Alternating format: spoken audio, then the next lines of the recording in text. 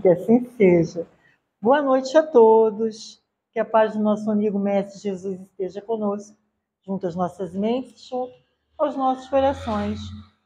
Muito felizes de estarmos aqui hoje, né, nessa casa de luz, casa de amor, hoje com luz, para falarmos a respeito das coisas de Jesus. E hoje a gente tem um tema evangélico. E todo tema evangélico é sempre muito desafiador para a gente.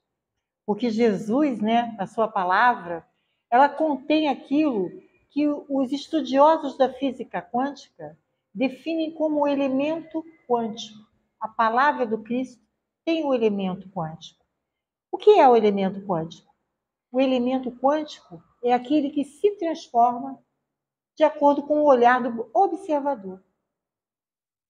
Então, quanto mais a gente estuda, mais a gente consegue construir aí um arcabouço, não só intelectual, mas um arcabouço no sentido mais amplo, de como se fosse um conhecimento que passa pelo campo do intelecto, pelo espiritual, um saber íntimo que a gente vai realmente conseguindo construir aquela fé abalizada que nos propõe Allan Kardec, né?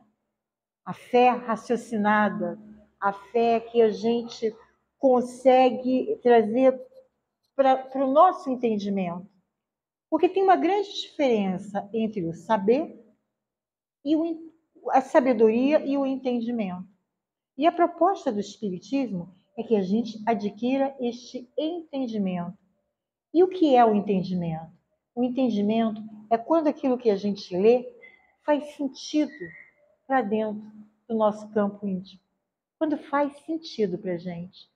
E o Evangelho tem essa proposta de fazer com que a gente veja cada vez mais, olhe cada vez mais profundo, buscando retirar de todas as lições de Jesus, todas as suas lições amorosas, né? Cada vez mais elementos para construir essa fé robusta, essa fé raciocinada, essa fé do entendimento, que vai fazer com que a gente conquiste cada vez mais, gradativamente, a consciência da nossa eternidade, a consciência da nossa imortalidade e a consciência de que todos nós somos muito, muito amados por Deus. Mas então nós vamos ao tema, né, depois da introdução, porque o Evangelho é sempre inspirador. E o tema é o cego de Siloé. O cego de Siloé, que está em João, capítulo 9, versículos 1 a 7 e 13 a 16, é uma narrativa de um momento de Jesus. E eu peço a licença de ler o texto evangélico, que é o seguinte: E passando Jesus, viu um homem cego de nascença. E os seus discípulos lhe perguntaram: Rabi, quem pecou? Este ou os seus pais, para que este nascesse cego? Jesus respondeu: Nem ele pecou, nem seus pais, mas foi assim para que se manifestem neles as obras de Deus. Convém que eu faça as obras daquele que me enviou, enquanto é dia. A noite vem, quando ninguém pode trabalhar. Enquanto estou no mundo, sou a luz do mundo. Tendo dito isso, cuspiu na terra e com saliva fez o lodo, e untou o lodo nos olhos do cego. E disse-lhe: Vai e lava-te no tanque de Siloé. Foi, pois, e lavou-se, e voltou vendo. Levaram-no, pois, aos fariseus, o que dantes era cego, e era sábado, quando Jesus fez o lodo e lhe abriu os olhos. Tornaram, pois, também os fariseus a perguntar-lhe como vira. E ele lhes disse: Pôs-me lodo nos olhos, lavei-me e vejo. Então alguns dos fariseus diziam: Este homem não é de Deus, pois não guarda o sábado. Diziam outros: Como pode um homem pecador fazer tais sinais? E havia disenção entre eles. Novamente, está em João, capítulo 9, versículos 1 a 7 e 13 a 16. E a gente vai analisar aqui essa passagem parte a parte, porque é uma passagem muito rica em ensinamentos. Primeira pergunta que não quer calar, né? A pergunta dos discípulos. Rabi, quem pecou? Este ou os seus pais, para que ele nascesse cego? É uma saia justa para qualquer estudioso do Evangelho que não acredite na reencarnação, muito menos na lei de causa e efeito. Porque os apóstolos mostraram aqui nessa passagem que eles tinham conhecimento dessa lei, que é a lei de causa e efeito, que faz parte do compêndio de leis universais e divinas que regulam a nossa caminhada. A lei de causa e efeito, né? Todo efeito provém de uma causa, né? E toda causa gera um efeito. E essa lei, ela acompanha a nossa caminhada, acompanha a nossa trajetória ao longo das nossas encarnações, nossas idas e vindas aqui no planeta Terra. A lei que faz parte desse compêndio, porque a lei maior, meus amigos, é a lei do amor. Essa é a lei superior, é a lei que predomina. E todas as leis universais, elas caminham na direção para que a gente conquiste o amor.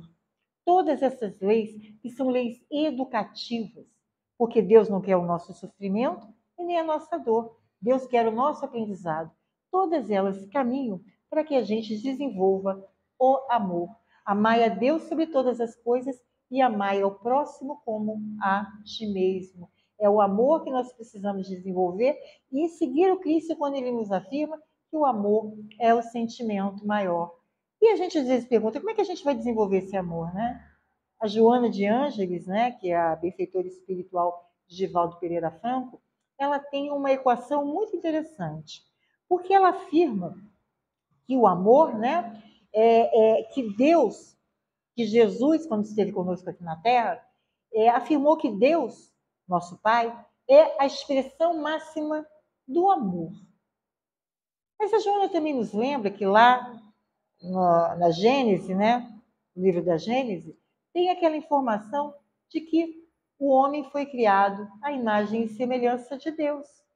Ora, se somos nós a imagem e semelhança de Deus, e se Deus é a expressão máxima do amor, o que nós somos? Nós somos amor. Nós somos amor.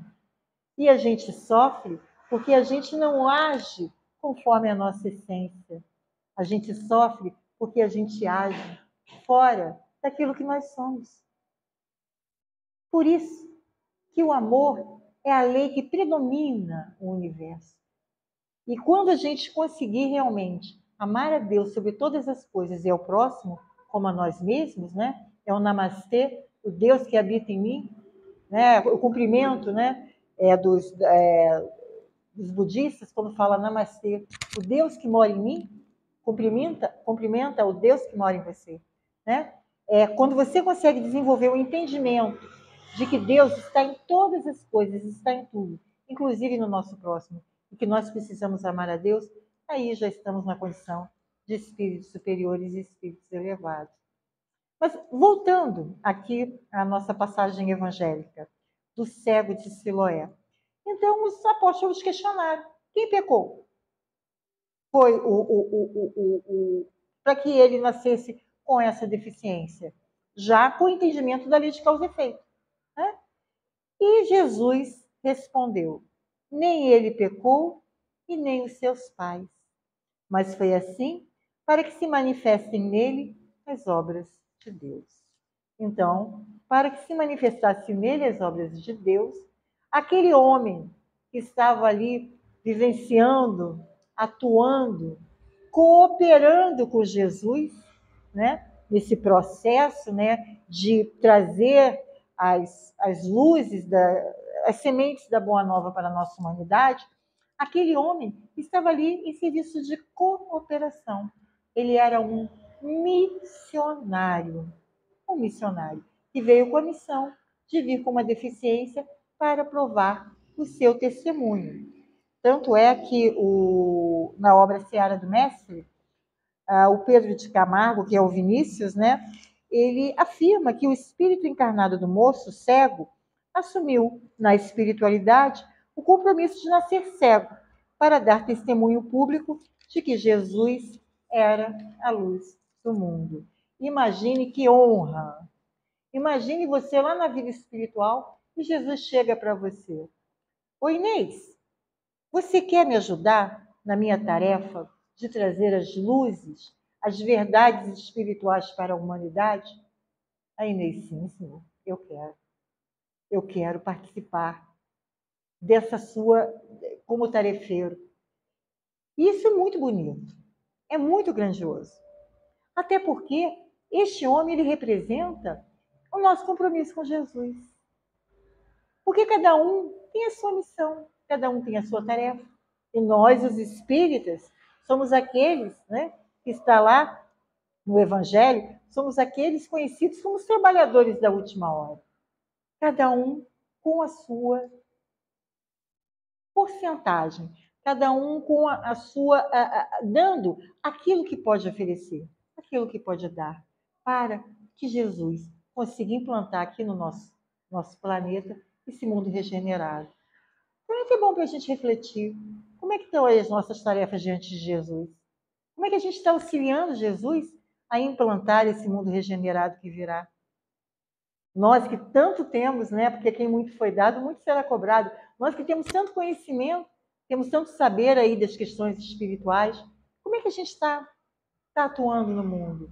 Estamos de acordo com a nossa tarefa? Estamos dando aquilo que a gente pode? E lembrando que a seara do Cristo não é só na casa espírita. A seara do Cristo não é só na igreja. A seara do Cristo é o planeta. Como é que a gente está atuando com os nossos irmãos? No nosso trabalho, na nossa casa, no nosso dia a dia? Porque somos todos nós tarefeiros. Todos nós somos chamados para participar da obra de Jesus aqui na Terra. Então, este homem que é o cego de Siloé, ele representa isso. As diversas tarefas, a forma com que cada um pode ofertar. Ofertar não só no trabalho da caridade, mas o trabalho da caridade no seu sentido mais amplo. O trabalho na caridade é quando a gente encontra alguém que pede apenas para ser ouvido. Alguém que pede para ser compreendido. No momento que nós somos exigidos, né, um pouco mais de paciência, um pouco mais de lucidez, um pouco mais de compreensão, porque enquanto espíritas que somos e conhecedores de todo o esquema divino para todos nós temos responsabilidades. Já não nos cabe mais, irmãos, agir de forma impulsiva, porque somos espíritos imperfeitos. Somos espíritas, mas reconhece-se o verdadeiro espírita naquele que busca vencer as suas más tendências. É máxima de Kardec para o espiritismo. Então, a gente está aqui caminhando para vencer as nossas más tendências. Então, nós temos sentimentos ruins, sim, que nos visitam. Às vezes a gente sente raiva, a gente sente mágoa, a gente sente tristeza. A gente tem esses sentimentos. Mas qual é o nosso dever perante todo o conhecimento que a gente tem? Como é que a gente deve agir com esses sentimentos infelizes, esses sentimentos que são imperfeitos, mas que fazem parte ainda da nossa, do que somos, né? É a gente sentir, perceber que esses sentimentos existem, que fazem ainda parte de nós, que nos joga na cara que nós não somos espíritos perfeitos, né? Aquela coisa, a hora que a gente sente aquela raiva, a gente, meu Deus, eu estava achando que eu estava melhorzinha, mas não estou. Mas qual é o nosso compromisso com Jesus mediante esses momentos? É que a gente não haja em nome desses sentimentos. Que a gente não deixe que esses sentimentos comandem os nossos atos. Que a gente não haja com ódio, com raiva, com revanchismo, que a gente faça planos de vinganças. Isso já não nos cabe mais. Não nos cabe mais. Já sabemos muito, já entendemos muito. Não existe nenhuma religião, não existe nenhuma filosofia, não existe nada que nos dê mais informações lúcidas, né? Lúcidas e racionais que nos oferta o Espiritismo. Então, nós espíritas sabemos muito. Então, temos mais responsabilidade. Somos aqueles que, mediante os conflitos, mediante as dificuldades, mediante os impropérios jogados, somos aqueles que temos a obrigação de nos calar, não devolver o impropério. Somos aqueles que temos a obrigação de pacificar os ambientes mais conflituosos. Somos aqueles, porque temos muitas informações. E isso nos traz muita responsabilidade. A Madre Teresa de Calcutá, falando dessas questões de tarefas, né? Ela saiu da Europa, né, para viver em Calcutá, lá na Índia. E lá ela tinha um hospital que ela cuidava, né? A princípio de pessoas leprosas, e depois ela começou a cuidar também de pessoas aidéticas, né? Então era um grande hospital que ela tinha essa obra linda de caridade, que ela recebia as pessoas. Um dia, ela foi entrevistada por um jornalista. E esse jornalista perguntou para ela: Madre, a senhora é uma santa. A senhora faz tantas coisas boas. A senhora, quando morrer, vai ser uma santa no céu. Aí ela olhou para ele e falou: Santa no céu, não. Eu serei uma santa dos infernos. Aí o jornalista se assustou. Uma santa dos infernos? Sim, eu serei uma santa dos infernos. Mas como a senhora vai ser uma santa dos infernos fazendo tantas coisas boas, sendo tão caridosa? Porque quando eu me for, eu vou ao encontro da dor. Porque a felicidade desse espírito lúcido está na caridade. Está em acolher, em amparar, em instruir, em consolar. Por isso, esse espírito lúcido não vai ser uma santa no céu, ela vai ser uma santa nos infernos, porque ela vai ao encontro da dor. Então, eu trouxe esse exemplo porque é um espírito, né? É uma irmã que esteve conosco há pouco tempo, que veio mostrar a força da sua tarefa e a responsabilidade da sua tarefa, que supera até a questão dos dogmas da religião que ela professava. Então, temos aí as nossas tarefas. E às vezes, Jesus, Deus, a espiritualidade, não espera grande coisa da gente, não é? A gente quer sempre, né? Mas eu tenho que fazer isso. Não. Às vezes, só a gente fazer aquilo que está no nosso caminho a ser feito, mas ser feito com amor, com dedicação. Florescer aonde Deus nos plantou. Fazer o melhor que pudermos fazer. Ser a melhor mãe, a melhor irmã, a melhor filha, a melhor amiga, a melhor colega de trabalho. Ser aquilo que melhor podemos ser. Dar aquilo que temos de melhor. Por isso, Jesus nos aconselhou que brilhe vossa luz diante dos homens. E como fazer brilhar a nossa luz? Senão através de expor, de trazer e dar ao mundo, ofertar aquilo que a gente tem de melhor. Então, o cego de Siloé representa esse grande tarefeiro, esse grande, né, missionário que veio dar testemunho de que Jesus é a luz do mundo. E Jesus continua no texto evangélico: convém que eu faça obras que quem me enviou enquanto é dia. A noite vem, quando ninguém pode trabalhar. Enquanto estou no mundo, sou a luz do mundo. Que coisa mais linda, né? Convém que eu faça as obras daquele que me enviou enquanto é dia. Opa! Estamos aí aproveitando a nossa encarnação? Estamos realmente aproveitando essa chance de evolução que a gente tem nessa encarnação? Estamos realmente atuando no mundo de forma que seja positiva, que esteja aí nos acrescentando enquanto espíritos imortais, espíritos aí em processo de evolução? Então, irmãos, vamos nos atentar enquanto é dia, enquanto ainda temos saúde, enquanto ainda temos lucidez, enquanto ainda estamos nessa encarnação, encarnamos num país onde o espiritismo é difundido. Olha que maravilha, que honra, temos contato com essa doutrina tão esclarecedora, tão acolhedora. Então, estamos fazendo tudo o que podemos fazer enquanto é dia, porque a noite chega, né?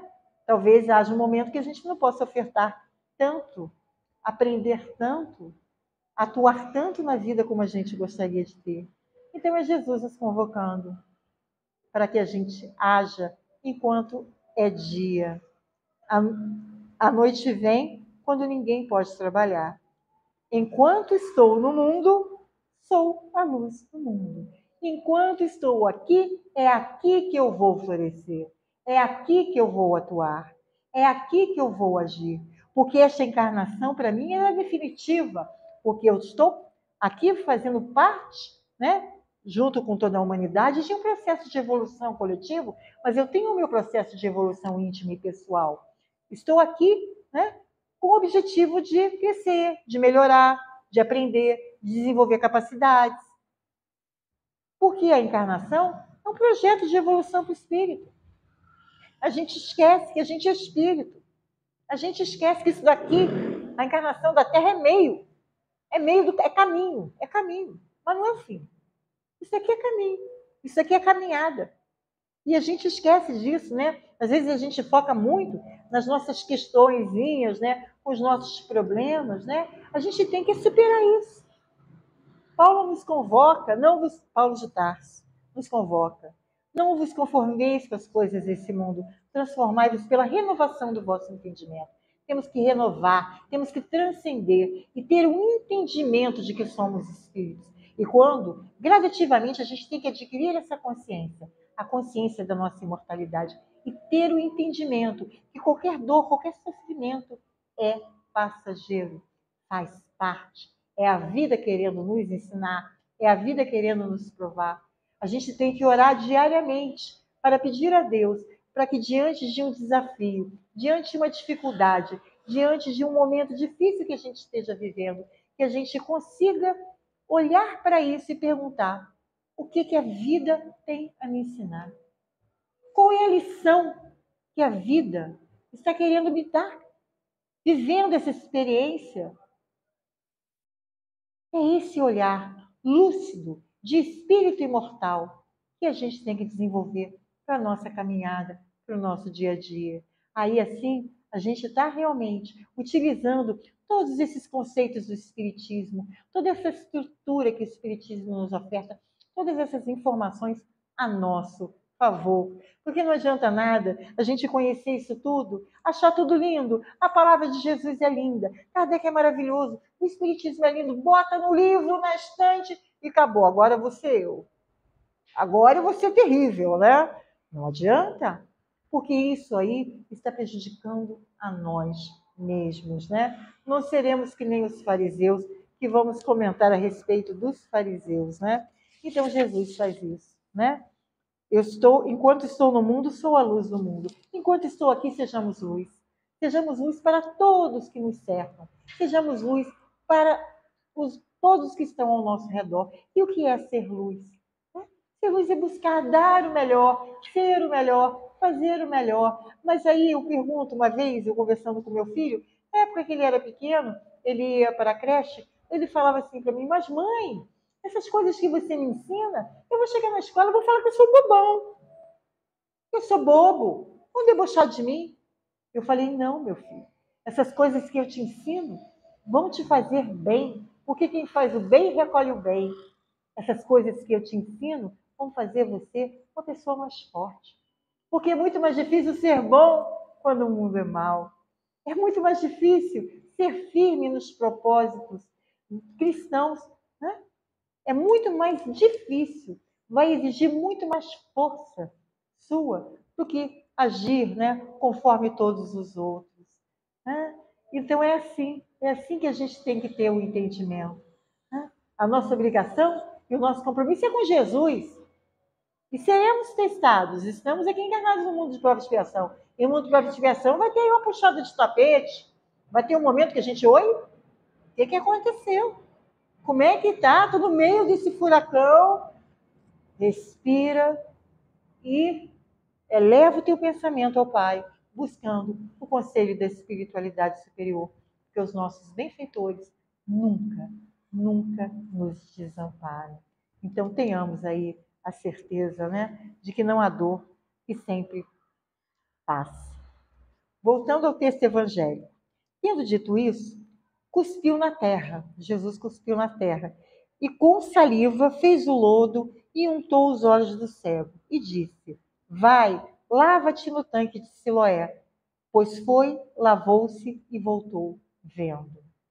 Este tanque de Siloé, né, falando agora de forma histórica, ele era um tanque conhecido por ter águas medicamentosas, né? Eram águas, né, que tinham propriedades curativas.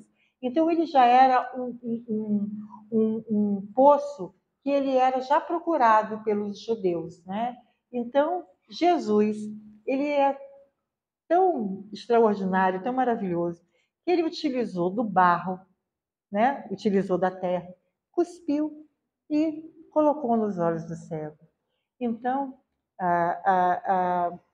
os estudiosos do Evangelho aqui, né, que eles nos afirmam que nesse momento Jesus está utilizando de elementos naturais. Ele usou da terra, cuspiu, usou o magnetismo da sua figura, porque Jesus era um homem amor, né? Tudo em Jesus era amor. Então ele cuspiu, trouxe aqui o elemento espiritual, o elemento magnético, botou nos olhos do cego, né? Mas falou: vai lá e lava no poço, para não desafiar as tradições. Porque, segundo aquele povo, aquele poço, ele era curador, ele era curativo. Vai lá, faz isso. E foi assim que ele lavou através das águas, né? Ele voltou vendo. E Jesus nos dando a lição de que as curas de todas as doenças, elas estão aqui na nossa, na terra, na matéria. Está tudo por aqui. A terra vai nos ofertar a cura de todas as doenças. Porque está aqui, está tudo para ser descoberto, está tudo para ser desenvolvido. E junto à medicação, ao remédio, essa terapia é o magnetismo, é o amor, é a doação, é a doação, é a dedicação. As rezadeiras, aquelas senhorinhas rezadeiras, que vão lá e rezam as pessoas, que curam doenças, lá nesses sertões aí, onde não existe médico, elas têm isso. É o magnetismo, a oração e o amor. O amor que cura, o amor que ampara, né? E o amor que cura doenças. Porque para a cura é necessário que haja essa combinação da medicação física, do magnetismo amoroso de Jesus e também terminando com a todos, né, sem desafiar a tradição daquele povo, né? Então, lavar os olhos no poço do Silé, o poço era procurado por pessoas, né, que queriam essa cura. E ele não desafiou. Vai lá e lava, lava. Vai lá porque o poço ele é curativo também, tem águas também que tem efeitos terapêuticos. Então, depois, né, que ele se curou, ele foi levado aos fariseus. E o que antes era cego, né, ele veio, né, falar que ele estava vendo. E era sábado. E os fariseus o perguntaram-lhe como ele via. E o rapaz falou: pôs-me lodo nos olhos, lavei-me e vejo. Então alguns dos fariseus diziam: este homem não é de Deus, pois não guarda o sábado. Como pode um pecador fazer tais sinais? Então uns perguntavam, né? Esse homem não é de Deus, porque não guarda o sábado. Eis a maior cegueira, né? Porque estavam ali diante de um cego de nascença sendo curado e eles querendo ali pegar no pé de Jesus por causa de tradições, por causa de convenções. Essa é a verdadeira cegueira, daquele que não quer enxergar, daquele que não quer ver que aconteceu aí uma transformação, que aconteceu aí um milagre, né? Jesus conseguiu curar aquele irmão que havia sido que era cego. Então, eles começaram a questionar, mas é sábado? Sábado não pode fazer cura. Então, colocaram em segundo plano a cura extraordinária daquele homem. Eles colocaram em segundo plano. E outros ficaram mais impressionados e perguntaram, como pode um pecador fazer tais sinais? Então, esses fariseus, esses homens que questionam, esses homens que perguntam, esses homens que se prendem a detalhes insignificantes, né, para não ver aquilo que é gigante, que é maior, eles representam muito da nossa humanidade. Muito da nossa humanidade. Quantos irmãos estão diante da potência que é o Cristo, dos ensinamentos de Jesus? Quantos irmãos, né? Quantas encarnações aí, quantos milênios estamos vivendo, sem, entendeu? Perceber que Jesus, ele abre os braços para todos nós. Que Jesus, ele está conosco porque ele nos ama profundamente. E mesmo assim, a gente está preso nos detalhes. Ah, mas hoje é sábado. Ah, mas tem esse negócio aqui do evangelho que eu não entendo muito. Ah, tem esse negocinho aqui. Ah, mas teve um escritor que falou que Jesus não era. Temos o Evangelho. Temos que ir de encontro com a palavra de Jesus Cristo. E temos que valorizar, sim, nosso mestre Allan Kardec. Porque ele, sim, é o legítimo. Ele é o legítimo intérprete da palavra de Jesus Cristo. Ele é o legítimo intérprete do Evangelho que foi enviado por ele próprio. Por ele próprio ele foi enviado para trazer aqui as luzes da terceira revelação e trazer o Espiritismo para a gente. Por isso, nós temos que também confrontar, né? Já que esses fariseus aí, eles representam a nossa humanidade. Será que a gente não está se prendendo a detalhes e às vezes deixando de ver o mais importante, o óbvio? E Jesus afirma: aquele que tem olhos de ver, que veja; aqueles que têm ouvidos de ouvir, que ouça. Aquilo que faço, vós podereis fazer mais e melhor. Que brilhe vossa luz diante dos homens.